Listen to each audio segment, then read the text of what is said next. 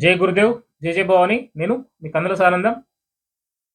Singer ఎవరైతే ఉన్నారో హిందువులు దుర్మార్గులు, హిందువులు దోచులు, హిందువులు నీచులు అని జెప్పేసి ఎవరైతే పొల్లు సాంగ్స్ వాడుకుంటా, తిట్టుకుంటా ఏమైతే చేసిండో అదే బంగ్లాదేశ్ సింగరు ఏమైంది? మొత్తం వాని ఇల్లు మొత్తం కాలబెట్టిర్రు. ఈ కర్మఫలం ఎట్లుంటదంటే 100% అండి. కొంచెం లేట్ గావచ్చు అటు ఇటు అంతే. బట్ ఖచ్చితంగా జరుగుతది. అది దైవ నిర్ణయం.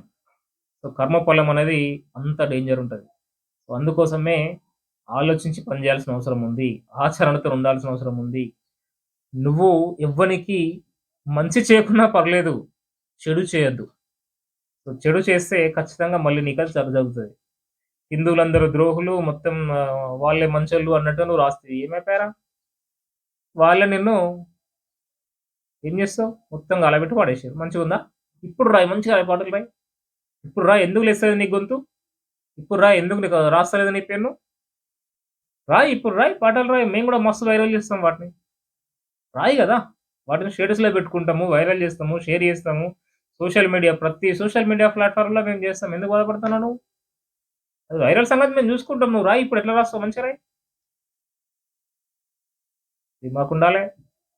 సో, ఈ వీడియో మనం ఇప్పటివరకు చూసిరంటేనే ధర్మం కోసం, దేశం కోసం మనం ఆలోచిస్తున్నామని అర్థం.